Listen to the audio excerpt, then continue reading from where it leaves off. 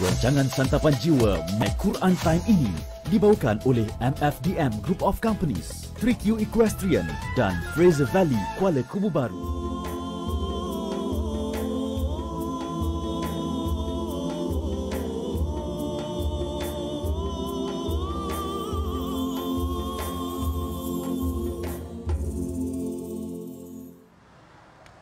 أعوذ بالله من الشيطان الرجيم بسم الله الرحمن الرحيم الحمد لله رب العالمين الرحمن الرحيم مالك يوم الدين إياك نعبد وإياك نستعين اهدنا الصراط المستقيم صراط الذين أنعمت عليهم غير المغضوب عليهم ولا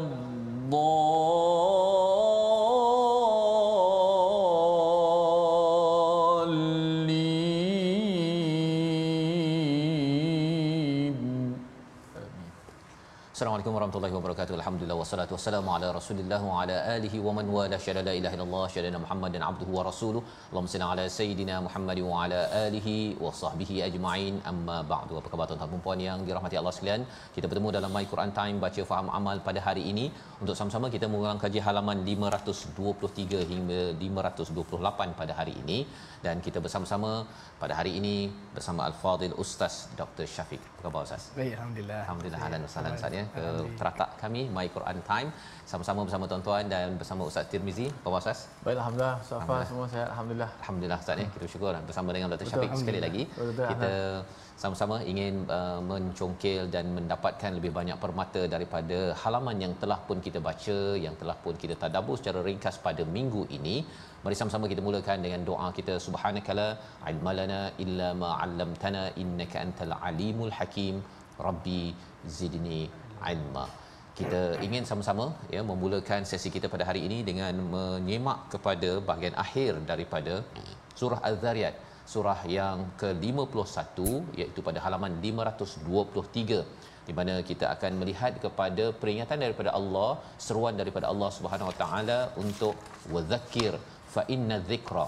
Ayat 55, ayat 56 kita baca memulakan majlis kita pada hari ini bersama Ustaz Tirmizi. Silakan Ustaz. Alhamdulillah, terima kasih Fadil Ustaz Fazrul, tetamu jemputan kita Fadil bahagia Dr. Syafiq yang bersama kita pada kali ini, alhamdulillah.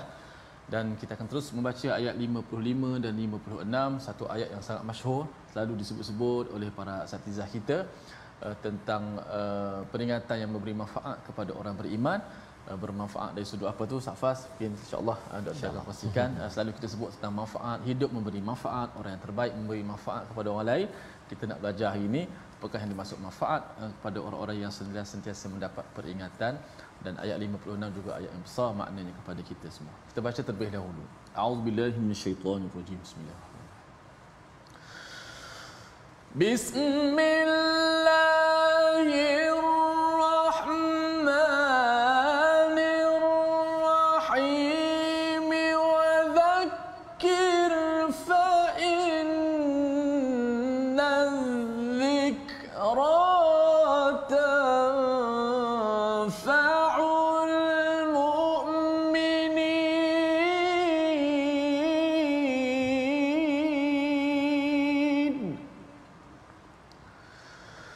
وَمَا خَلَقْتُ الْجِنَّ وَالْإِنسَ إِلَّا لِيَعْبُدُونَ.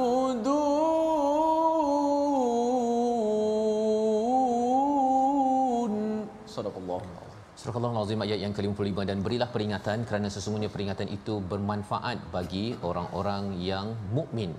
wama khalaqtul jinna wal insa illa liya'budun, aku tidak menciptakan jin dan manusia melainkan agar mereka beribadah kepadaku. Dalam dua ayat ini mungkin bersama dengan Fadil Ustaz Dr. Syafiq, Ustaz kalau boleh dicerahkan, bila Allah mengingatkan kita kepada wadzakir, berilah peringatan, ada klausa bahawa dia akan memberi manfaat kepada orang yang beriman, diikuti dengan wama khalaqtul jinna wal insa illa liya'budun yang amat famous lah ayat ini. Apa munasabah ataupun tanasub di antara ayat 55 hingga 56 ini untuk kita jadikan sebagai panduan bersama? Silakan Ustaz. Bismillahirrahmanirrahim. Alhamdulillah wassalatu wassalamu ala sayyidina Rasulillah wa alihi wa sahbihi wa man tabi'a hudahu wa wala ma. Terima kasih Al-Fadhil Fazrul dan juga Ustaz Tirmizi sahabat bersama dalam majlis kita pada hari ini. Berkaitan dengan ayat 55 daripada surah Az-Zariyat, Allah Taala berfirman wa dzakkir fa inna dzikra tanfa'ul mu'minin. Dan berikanlah peringatan, sesungguhnya peringatan itu adalah memberikan manfaat kepada orang yang beriman. Kalau kita lihat kepada ayat ini dan keseluruhan surah At-Tur ya Ustaz Fazrul, hampir keseluruhan surah At-Tur adalah peringatan Nabi kepada masyarakat Arab dengan kisah-kisah terdahulu. Contohnya kita tengok daripada awal surah At-Tur ada kisah tentang kiamat. Mula surah Az-Zariyat tu dah mula tentang kiamat dah. Wadh-Dhariyati dharwa. Kemudian disusuli dengan cerita tentang syurga. Innalil muttaqina, Allah Taala sebutkan. Kemudian Allah sebut tentang hak manusia. Selepas tu ada kisah tentang Nabi Ibrahim dengan tetamu yang datang. Kemudian ada kisah Nabi Musa AS dengan Fir'aun, dengan tukang sihir yang beliau hadapi. Ada kisah kaum Ad yang dihancurkan. Kisah-kisah terdahulu itu adalah menjadi peringatan kepada manusia, tetapi yang mengambil peringatan sebenar-benarnya daripada Quran hanyalah orang yang beriman. Kenapa? Kerana keimanan dalam hatinya menjadikan mereka sedar tentang perkata. Kenapa pula orang beriman itu kena diingatkan sedangkan mereka beriman dah? Jawapannya adalah kerana setiap manusia itu mengalami satu sifat, iaitu lalai dan lupa. Dan sifat kelalaian dan kelupaan itu sering perlu dizakir, ingatkan. Soalannya pula timbul, apa yang kita nak ingatkan kepada mereka? Itulah yang telah diingatkan oleh Allah di dalam Al-Quran. Sebahagian ahli tafsir menyatakan wa dzakkir bil Quran fa inna dzikra bil Quran tanfa'ul mu'minin. Berikanlah ingatan mereka tentang apa yang ada dalam Quran. Sesungguhnya peringatan yang kamu ambil daripada Quran akan benar-benar diambil oleh orang beriman. Awal surah Al-Baqarah Allah sebut hudan lil muttaqin juga. Zalikal kitabul la raiba fihi hudan lil muttaqin. Artinya seolah-olah Quran ini kalau mereka orang yang bertakwa, mereka akan dapat sebaik-baik hikmah daripadanya. Begitu juga orang yang beriman, peringatan dalam Quran akan dapat diambil manfaat oleh mereka dengan sebaik-baiknya. Kemudian sebesar-besar ingatan kepada manusia, Ustaz Tirmizi ya, wama khalaqtul jinna wal insa liya'budun, dia kembali kepada asas yang paling besar. Dalam banyak-banyak peringatan ingatkan manusia kepada asal tujuan diciptakan Allah, iaitu mengabdikan diri kepada Allah. Itulah sebesar-besar peringatan.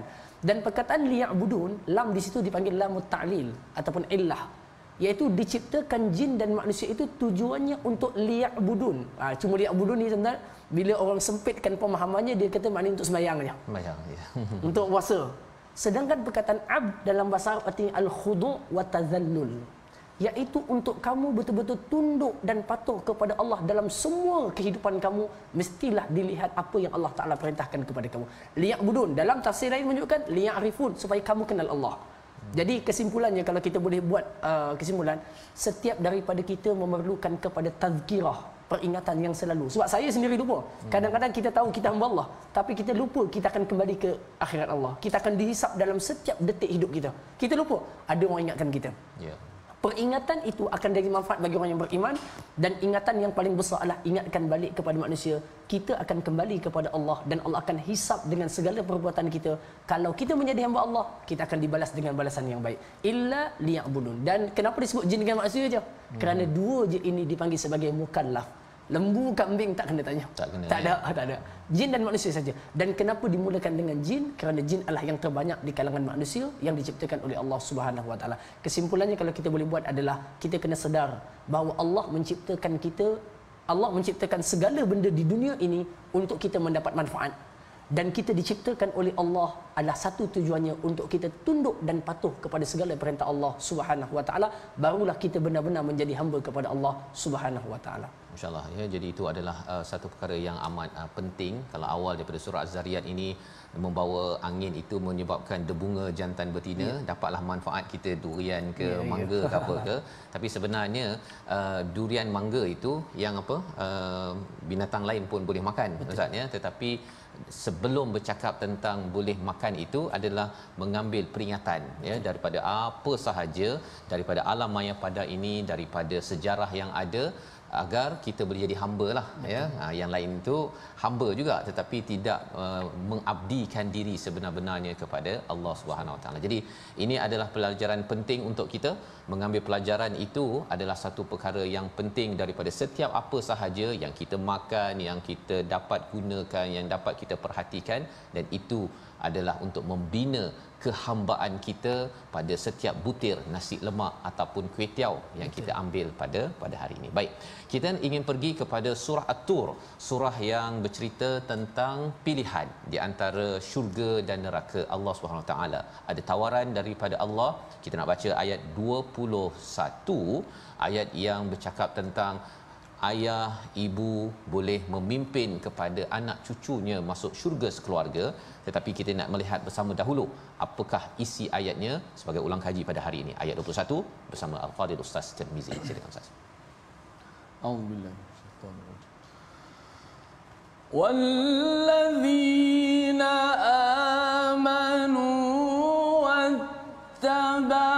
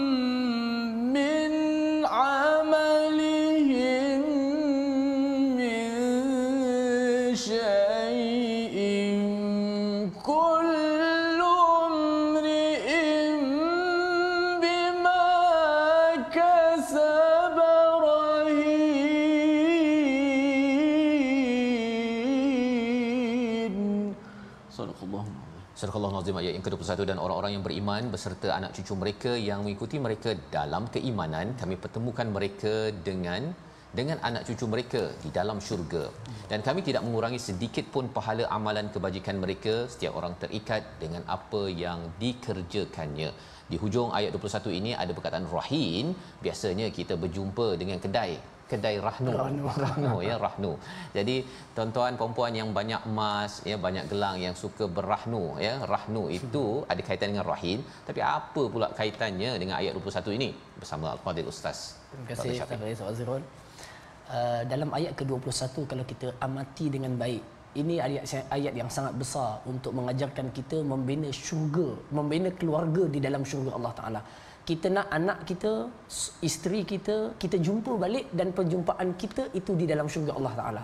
Bagaimana itu berlaku? Wallazina amanu, dan orang-orang yang beriman, wattaba'athum dzurriyyatuhum, akan ikut keluarga zuriat mereka bersama dia di dalam syurga Allah Subhanahu wa taala biimanin, dengan satu syarat, iaitu semua ahli keluarga mereka beriman sebagaimana ayah ataupun suami mereka itu beriman kepada Allah Taala. Sebab itu ketua keluarga ya saudara adalah menjadi tonggak kepada kejayaan keluarga itu untuk dipimpin ke dalam syurga. Sebab itu ketika Allah Taala menyebut kepada ketua keluarga, Allah Taala sebutkan wa'mur ahlaka bis-salah. Itu kepada bapa, kepada suami. Suruhlah keluarga kamu untuk solat. Artinya keimanan seorang bapa itu sangat berpengaruh dalam menjaga iman ahli keluarga mereka. Allah Taala sebut kalau anak-anak mereka beriman macam ayahnya beriman, alhaqna bihim dzurriyyatahum. Allah Ta'ala akan sekalikan satu keluarga itu masuk ke dalam syurga. Ahli tafsir, satu perkara yang sangat menarik, ini juga merupakan besarnya kurniaan Allah kepada orang beriman. Ahli tafsir mengatakan, kalaulah keluarganya masuk syurga tapi dapat level bawah, sedangkan ayah dan suaminya dapat level atas, Quran kata apa? Al-haqna, daripada bawah tu kami naikkan level yang sama. Walaupun amal dia tak sama dengan level ayah dia, tak sama dengan level suami dia, tapi al-haqna dia diangkat sampai kepada level yang sama walaupun amalnya tak sama. Walaupun amalnya tak sama, tetapi itu wama alatnahum min amalihim min syai'. Kami takkan kurangkan amal si ayah, kedudukannya, pahalanya sebab keluarganya dah dinaikkan, sebab ambil dia punya letak tak. Yang dia kekal di situ, kedudukannya kekal di sama taqwa, cuma kami berikan kelebihan keluarga dan anak-anaknya semua dalam level yang sama. Tapi ayat penutup yang Ustaz Fazrul sebutkan tadi, ayat ini dia tidak kait dengan cerita yang itu. Ia berkait dengan cerita yang di atas, iaitu cerita tentang azab neraka yang berada di atas, khususnya pada ayat ke-18 sebagai contoh. Kullu mri'in bima kasaba rahin. Akan tetapi orang yang melakukan kejahatan, contohnya ayahnya tak beriman, sedangkan anaknya beriman, maka saat itu perbahasan sudah berbeza. Setiap orang akan dibalas ikut amal dia. Tapi kalau baik, tak. Dua-dua baik. Dua-dua baik, Allah bagi sama pula level walaupun dia buat amal tak sama. Tetapi kalau tak beriman, ayahnya waliyadzubillah kufur, anaknya beriman Muslim, Allah tak akan zalimi anak itu dengan kekufuran ayah. Sebab Allah firman, wala taziru waziratun wizra ukhra. Kesalahan orang itu tidak akan ditanggung oleh orang yang lain. Okey, itu. Jadi di sini menjelaskan kepada kita luasnya kurniaan Allah kepada orang beriman. Sebab neraka disebut sebagai darul adl, tempat untuk diadili, tetapi syurga darul fadl, tempat kurniaan. Bila kurnia tak kisah Allah bagi banyak. Tetapi adil, kamu tak buat tak kena. Kamu buat itu je yang kena. Ini menunjukkan kepada kita luasnya rahmat Allah SWT, dan ia sangat bertepatan dengan hadis Nabi SAW. Nabi sebut dalam sebuah hadis, kata Nabi, man hamma bihasanatin falam ya'malha. Siapa yang ingin buat suatu kebaikan tapi dia tak buat, Allah catat baginya satu kebaikan. Tetapi faman waman hamma bisanatin fa'amilaha. Siapa yang ingin buat satu kebaikan dan dia buat, Allah catatkan kepadanya 10 hingga 700 kali ganda. Padahal satu dia buat. Tetapi siapa yang inginkan buat satu kejahatan dan dia tak buat, Allah Ta'ala tidak mencatatkan apa-apa kejahatan kepadanya. Maknanya apa? Besarnya kurniaan Allah kepada umat manusia, kepada hamba-Nya. Kalau dia buat baik, Allah boleh balas lebih daripada itu. Tetapi kalau dia buat jahat, Allah adil, hanya balas dengan apa perbuatan jahat dia saja. Ini kurniaan Allah kepada kita. Beza dengan bos, of course, kan? Buat dapat, tak buat tak ada. Tetapi Allah Azza wa Jalla kurniaannya melimpah. Sebab itulah bila kita kenal Allah seperti ini, kecintaan kita kepada Allah lebih daripada kecintaan kita kepada manusia. Kerana kurniaan Allah lebih daripada segala manusia walaupun kita mencintainya. Begitulah tawaran daripada Allah Subhanahu Wa Taala dalam ayat yang ke-21, dan kullum ri'im bima kasaba rahin. Sebentar tadi bila Ustaz menyatakan ini ada kaitan dengan amalan kita, maksudnya dia terikat macam kalau orang rahnu tu dia letak emas dia tu dapatlah duit kan. Maka kalau kita letakkan amal kita, insya-Allah moga-moga kita diberikan rahmat sehingga kan dimasukkan ke dalam syurga sekeluarga. Cuma tambahan Ustaz ya, tambahan sikit dia. Pasal di dalam ayat ini dinyatakan walladzina amanu wattaba'athum zurriyyatuhum biiman, ya, dengan iman zuriatnya. Jadi dia punya kaitan pasal suami isteri ni dia bukannya zuriat kan. Jadi suami isteri ni mungkin ayat lain ke, ada boleh ke si suami tarik si isteri naik ke atas ke, pasal isteri kurang sikit, ataupun ini tak termasuk dalam ayat ini? Sila. Kalau kita sebut tentang syurga Allah Azza wa Jalla, maka kita memandang kepada fadluhu, kurniaannya, dan saya meyakini bahawa isteri juga termasuk dalam makna itu kerana dia masuk dalam makna ahl. Kerana ada di sana ayat yang lain, tapi saya tak hadir sekarang ayat tersebut, yang menyebutkan tentang mereka dan keluarga mereka bertemu. Surah apa? Pendek surah belakang tu, dan mereka bertemu keluarga mereka dalam keadaan bergembira. Allah guna perkataan ahl. Ila ahlihim masrura, lebih kurang begitu ayat ni kan. Mereka kembali kepada keluarganya dalam keadaan gembira, dan di situ kan ahl. Di sini kan zuriyah. Zuriyah di bawah, ahl keseluruhannya. Jadi maksudnya di sini motivasi untuk jaga anak elok-elok, ya, walaupun mungkin anak itu 3-40 kali kena kejut untuk sembahyang subuh, teruskan perjuangan tuan-tuan. Dan di dalam surah lain itu tentang ahl tadi, masrura itu, maka kita juga ada kaitan suami isteri saling berganding bahu untuk memastikan masuk syurga sekeluarga. Mungkin suami kurang sikit, isteri kuatkan amal. Ya, yang penting dua-dua berimanlah ya. Kalau tidak nanti jadi rahin tadilah ya, iaitu apa, terikat kepada amal yang ada yang tidak membawa kepada syurga jika iman tidak menjadi asas dalam sesebuah keluarga. Inilah yang kita belajar daripada halaman 524 dan kita ingin berganjak kepada halaman akhir daripada surah At-Tur. Yang menariknya di hujung surah ini ada banyak ayat yang bermula dengan am ya, pada ayat yang ke-32, 33, 35, 36, 37, 38, 39, 40, 41, 42, 43 kan, bertubi-tubi Allah menggunakan am. Apa maksudnya itu? Nanti dulu kita berehat sebentar lah Ustaz ya. Kita berehat sebentar, kembali selepas ini ke? Mungkin Ustaz ambil 2 minit dulu untuk menceritakan am yang banyak ini sebelum kita berhenti. Sila. Kita sebelum kita masuk cerita dia, okay. Am ni dalam bahasa Arab dia memiliki beberapa makna. Bahkan dalam hadis, am itu dalam satu bahasa Arab disebut dengan atau.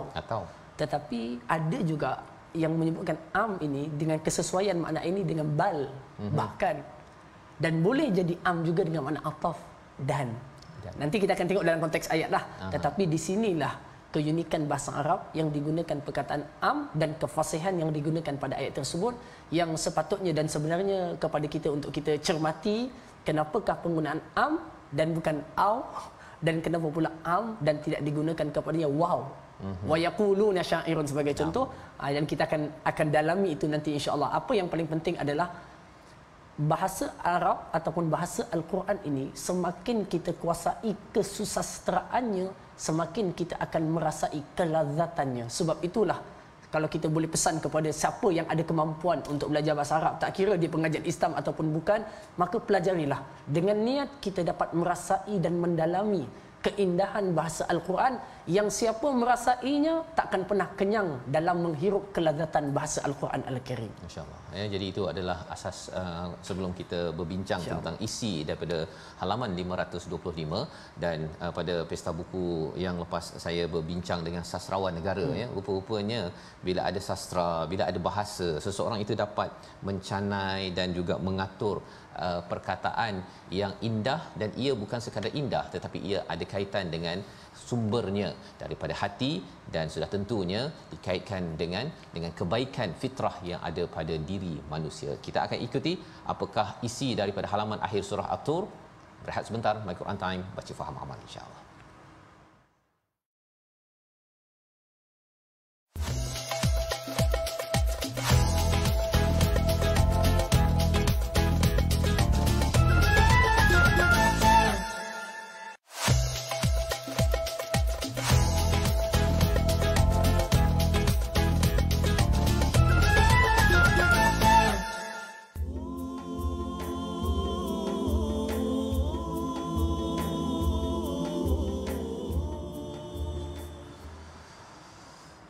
واصبر لحكم ربك فإنك بأعيننا وسبح بحمد ربك حين تقوم ومن الليل فسبحه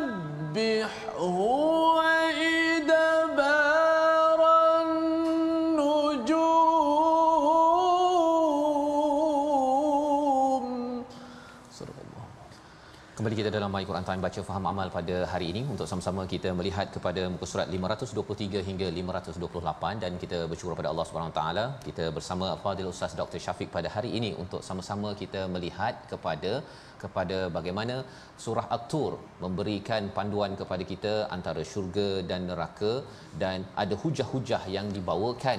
Dan pada halaman yang terakhir yang sudah dinyatakan sebelum rehat tadi bahawa ada perkataan am pada banyak ayat. Maksudnya apa kepentingannya dan apa kaitan dengan tema surah At-Tur bersama Al-Fadhil Ustaz Dr. Syafiq. Bismillahirrahmanirrahim. Bila kita lihat di dalam ayat yang ke-30 adalah ayat pertama penggunaan am dalam surah tersebut. Cuma ayat 29 kalau kita boleh kaitkan sikit Azrul ya. Allah Taala gunakan fadzakir sama dengan ayat surah Az-Zariyat tadi. Wa dzakkir fa inna dzikra. Seolah-olah bila kita sampai dah ke hujung Quran ni, banyak Allah Ta'ala nak ingatkan kepada kita tentang asas-asas iman balik semula. Dan itu diingatkan dan diulang-diulang. Hatta kisah ini Allah Ta'ala menyebutkan fadzakir fama anta binikmati rabbika bikahinin wala majnun. Dan ingatlah ataupun peringatkanlah mereka, sesungguhnya engkau wahai Muhammad sallallahu alaihi wasallam bukanlah seorang tukang telik ataupun bukan orang yang gila. Allah Ta'ala backup dan membenarkan bahawa Nabi, kamu bukan orang seperti ini. Dengan nikmat Allah yang Allah berikan kepada kamu, gila pun bukan, tukang telik pun bukan. Lalu Allah Ta'ala ceritakan kisah dan templakkan mereka terhadap Nabi SAW. Am yaquluna syairun. Perkataan am di sini saya sebut dah tadi di intro tadi, dia boleh jadi maknanya bal, bahkan mereka mengatakan begitu. Boleh jadi ataf, iaitu seolah dan mereka mengatakan Nabi begitu. Kan? Tetapi boleh jadi, yang ini saya cenderung kepada pandangan ini. Saya juga sempat semalam berbincang dengan seorang ulama daripada Jordan tentang ayat ini, dan beliau juga setuju dengan apa yang setuju, iaitu istifham inkari. Satu persoalan tapi untuk mengingkar. Okay, istifham inkari, iaitu am yaquluna syairun, boleh kita katakan maknanya, adakah mereka menyatakan Nabi ini tukang syair? Patutkah mereka kata Nabi itu tukang syair? Tapi bukan nak suruh jawab ya ke tak, tapi nak ingkarkan bahawa tidak, baginda itu bukan seorang tukang syair. Di sini kalau kita lihat nanti ayat yang datang selepasnya, semua ayat itu adalah tuhmahan kepada Nabi SAW. Yang kita boleh ambil pelajaran adalah Allah Ta'ala seolah-olah mempersiapkan bagi seorang pendakwah dan pemikul risalah iman bahawa mereka tidak akan pernah sunyi daripada kata-kata manusia yang akan menjatuhkan mereka dalam jalan dakwahnya, yang akan mendaunkan jiwa mereka daripada kuat bersemangat dalam dakwah. Apa yang tidak dikatakan kepada Nabi? Syair, seorang penyair. Ayat yang ke-32 tentang apakah akal-akal mereka menyuruh mereka katakan seperti ini, ataupun mereka mengatakan am yaquluna taqawwalah, patutkah mereka katakan Nabi ni sengaja reka Quran?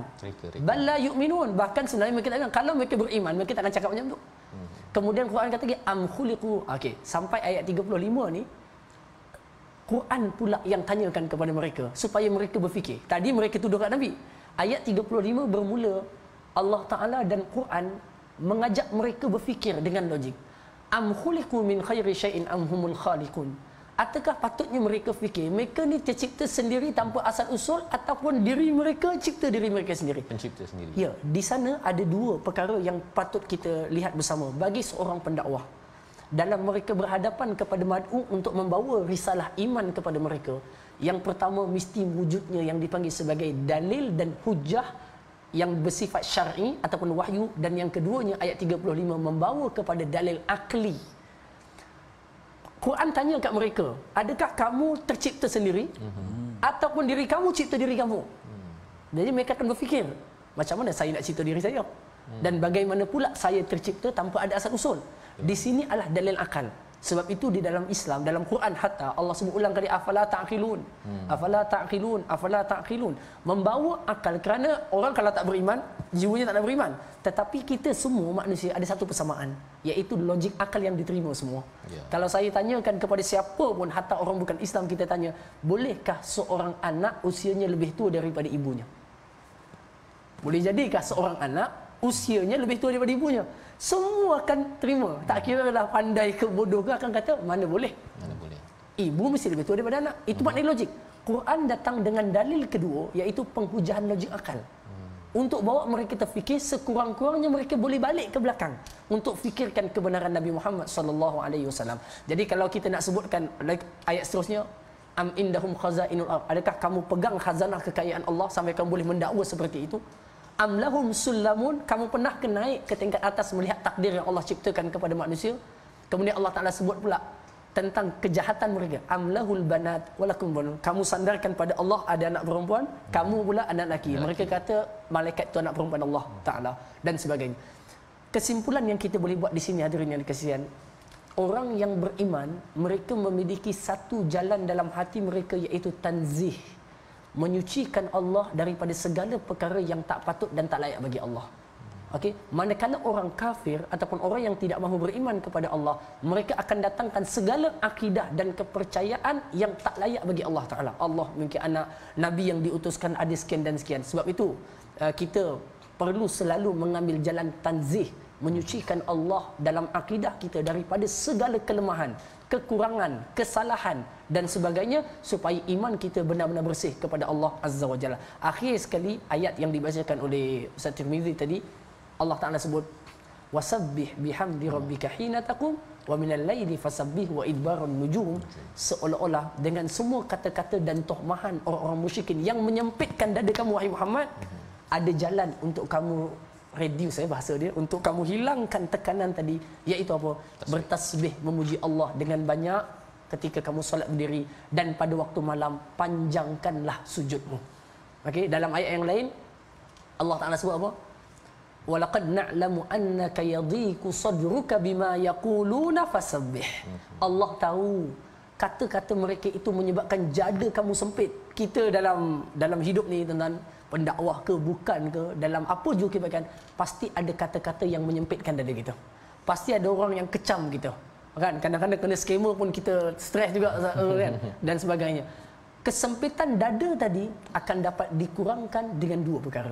Yang pertama, tasbih kepada Allah. Tasbih itu tanzih lah. Menyucikan Allah daripada segala kelemahan, kekurangan. Inilah hakikat penghambaan kita. Dan yang keduanya adalah banyakkan sujud. Ketika kita kita letakkan kepala kita yang tanah di atas tanah, maka saat itu akan berlakunya, kita panggil apa, normalkan kembali kita punya keadaan kita yang tidak stabil dalam tubuh apabila tanah bertemu dengan tanah pada saat itu. Sujud adalah lambang penghambaan yang tinggi dan akan dapat mengurangkan tekanan kata-kata luar manusia kepada diri kita. Subhanallah yang menciptakan manusia, dan subhanallah yang menjadikan satu syariat dalam Islam, iaitu sujud kepada Allah Ta'ala. Yang kita ingat sujud tu kepada Allah saja, tetapi sebenarnya sujud itu datang kebaikan kepada diri kita, yang dapat melapangkan kembali dada-dada kita dengan kesempitan hidup di atas muka bumi ini daripada kata-kata nista manusia. InsyaAllah. Itulah penerangan tentang halaman 525. Terima kasih diucapkan ya Al-Fadhil Ustaz Dr. Syafiq, bagaimana kita dijelaskan tentang hujah-hujah ya daripada Allah Subhanahu Wa Taala, kerana Al-Quran ini mengatur cara kita berfikir, cara kita beragama. Kita beragama ni dengan hujah. Dia bukan istilahnya sekadar teka-teka Ustaz ya. Kadang-kadang ada yang teka bahawa Allah apa alal arsh, kemudian tiba-tiba ada keluar bunga teratai pula ya Allah ya. Jadi perkara-perkara begitu kita harapkan bagi tuan-tuan ni yang mengikuti Quran Time ini, yang membaca Al-Quran ya dalam program-program mana pun, sebenarnya Al-Quran ini memimpin cara kita berfikir jelas ya, dan pastinya lebih lagi jelas apabila kita bercakap tentang hak Allah, tentang ketuhanan yang kita diajarkan. Kalau ada orang yang cuba mengotori jiwa kita, kita bertasbih banyak kepada Allah, kita bersujud, dua perkara sebagai panduan untuk Nabi, panduan untuk kita terus tenang dalam menyampaikan risalah dalam kehidupan kita. Seterusnya kita membaca daripada halaman 526, surah yang ke-53, surah An-Najm. Kita ingin memberi perhatian kepada ayat 24 dan ayat 25 ya di bawah itu, untuk sama-sama kita melihat apakah yang sedang disampaikan. Boleh ke manusia ini bercita-cita? Ada adik-adik yang bercita-cita jadi bomber, ada yang nak jadi polis. Adakah tamanna dalam ayat 24 ini ada kaitan dengan cita-cita jadi polis ataupun macam mana? Kita baca dahulu ayat 24 25 bersama Ustaz Tirmizi. Auzubillahi minasyaitanir rajim. Bismillahirrahmanirrahim. Am lil insani ma tamanna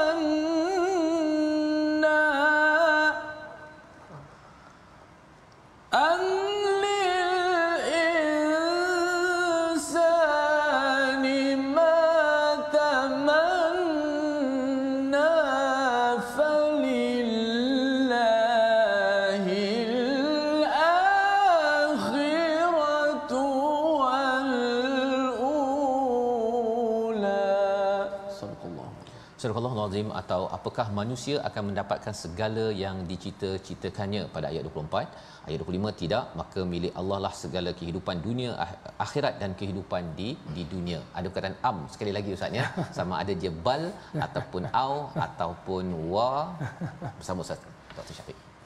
Bismillahirrahmanirrahim. Alhamdulillah. Ayat yang ke-24 digunakan perkataan tamanna ataupun cita-cita. Saya sebelum masuk kepada faedah dan pelajaran daripada ayat itu, saya suka untuk kita lihat kepada makna ayat yang memberikan makna yang sebenar kepada kita dalam konteks ayatnya sendiri. Kalau kita lihat kepada ayat-ayat sebelumnya, Allah Ta'ala ceritakan tentang sifat-sifat golongan musyrikin yang suka mengambil Tuhan daripada berhala. Kan? Afara'aitumul Lata wal Uzza, ayat 19. Wa manata tsalisatal ukhra. Alakumudz dzakaru wa lahul untha. Kamu ambil yang lelaki, bagi Allah itu yang perempuan. Tilka idzan qismatun diza. In hiya illa asma'un sammaitumuha antum. Semua Tuhan ini kamu yang bagi nama, kemudian kamu sembah. Kamu bagi nama, kamu sembah. Semua logik akal yang tak patut bagi mereka. Tuhan mereka, mereka bagi nama. Lepas tu dia sembah Tuhan itu. Sedangkan nama Tuhan tu dia yang bagi.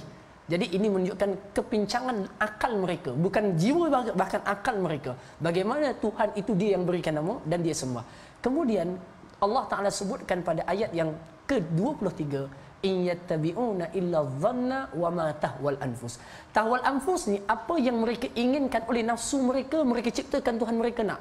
Mereka buat keinginan baru. Bahkan agama-agama baru yang berkembang dalam dunia hari ini semua datang dengan keinginan nafsu mereka. Maksudnya apa? Ketika Allah sebut amlil insani ma tamanna, baru masuk ayat dia. Dalam konteks makna dia, adakah bagi manusia itu apa yang mereka nak? Nak di sini ahli tafsir menyebutkan banyak makna. Di antara yang paling popular adalah mereka setelah ada Tuhan, menamakan Tuhan, mereka kata apa? Tak apa, kita sembah Tuhan ini, nanti di akhirat berhala-berhala ini akan bagi syafaat kepada kita. Itu dia punya angan-angan dia. Tamanna dia. Dia kata kamu, kita dah buat Tuhan, kita ada Tuhan 2, 3, 4. Tuhan ni besok apa pun berlaku jangan takut. Dia akan tolong kita, bagi syafaat kita. Dia sendiri buat teori ya. Dia buat teori. Kan? Tuhan tu dia buat, nama pun dia bagi.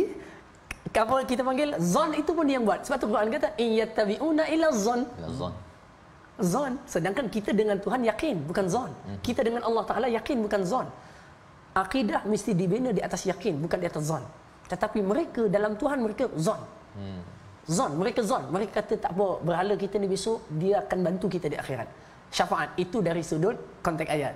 Kita keluarkan itu dalam konteks kehidupan yang tak maksud tadi, boleh tak nak berangan jadi bomba? Macam berangannya mereka akan selamat di akhirat nanti dengan syafaat berhala-berhala mereka. Hadirin dikasihi, kalaulah yang dimaksudkan itu adalah cita-cita, maka itu satu perkara yang diharuskan.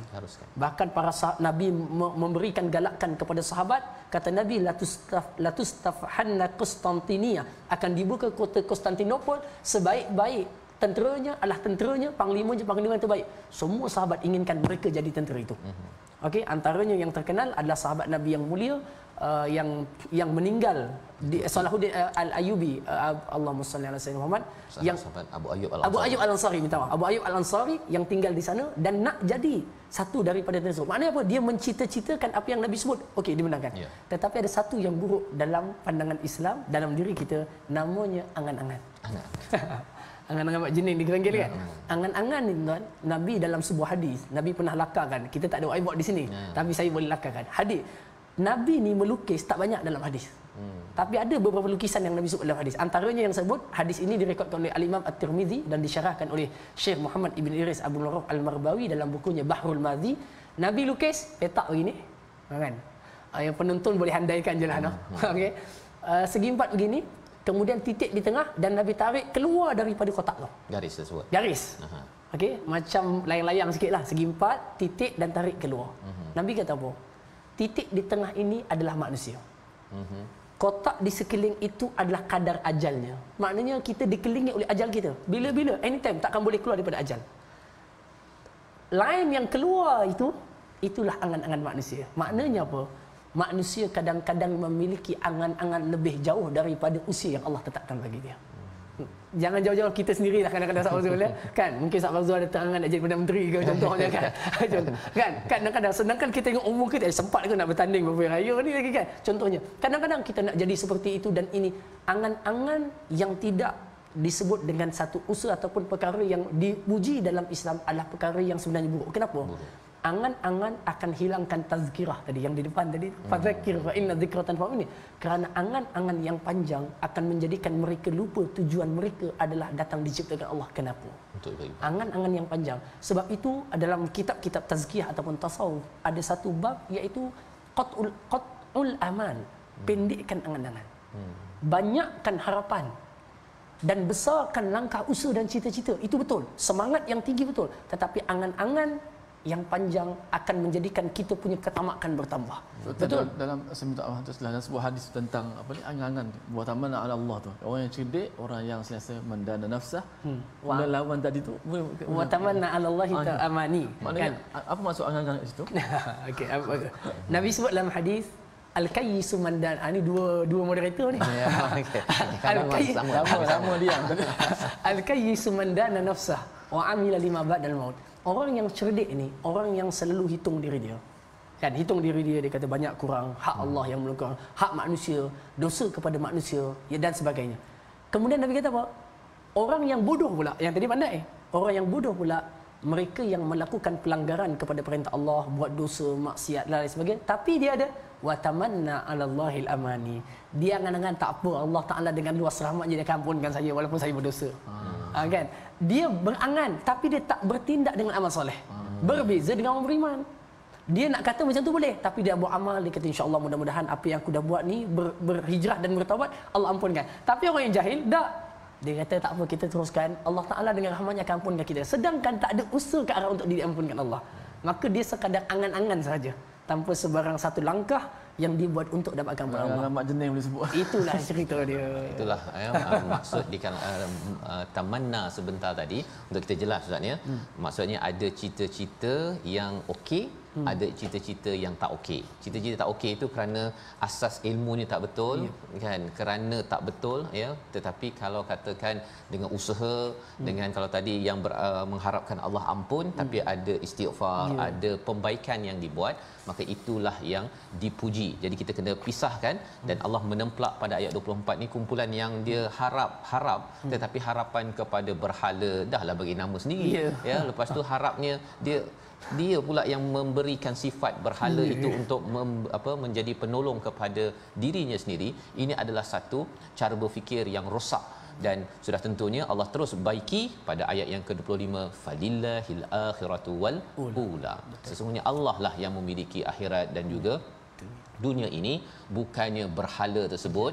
Malah kalau katakan dia berhala itu diciptakan dia sembah, rasanya banyak barang sebenarnya perlu disembah kan. Kalau ikut logik tersebut, tapi itulah logik yang istilahnya ke laut dah Ustaz ya, tidak dibenarkan. Dan inilah surah An-Najm, surah yang menjelaskan ikutlah wahyu, bukannya mengikut kepada hawa nafsu. Dan inilah salah satu surah tentang, kalau dalam dunia akademik Ustaz ya, bercakap tentang epistemologi, sumber ilmu, maka sumber ilmu kita sudah tentunya perlu berasaskan kepada salah satu perbincangannya dalam surah An-Najm ini sendiri. Jadi kita bersyukur pada Allah SWT pada hari ini kita dapat mengulang kaji beberapa halaman. Moga-moga ada permata yang dapat pada hari ini bagi tuan-tuan yang berada di rumah, sedang bercuti, sedang bersama keluarga, nak makan tengah hari, makan pagi ke apa ke, tapi yang pastinya ialah kita doa pada Allah SWT agar diri kita dipimpin dengan gaya fikir Al-Quran, dan sudah tentunya kita selalu mengutamakan wahyu berbanding dengan al-hawa yang Allah nyatakan dalam surah An-Najm. Kita berdoa di hujung ini bersama Al-Fadil Ustaz Dr. Syafiq. Silakan Ustaz.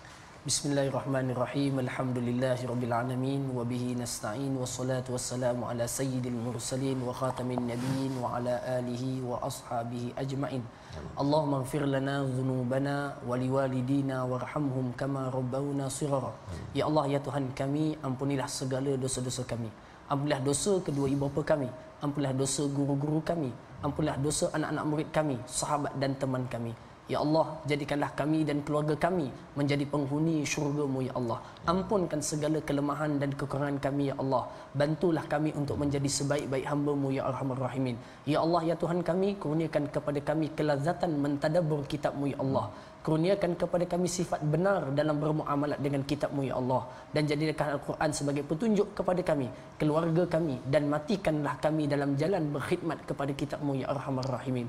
Rabbana zalamna anfusana wa in lam taghfir lana wa tarhamna lanakunanna minal khasirin. Rabbana 'alaika tawakkalna wa ilaika anabna wa ilaikal masir. Wa sallallahu ala sayyidil mursalin wa ala alihi wa sahbihi ajma'in walhamdulillahi rabbil alamin. Terima kasih.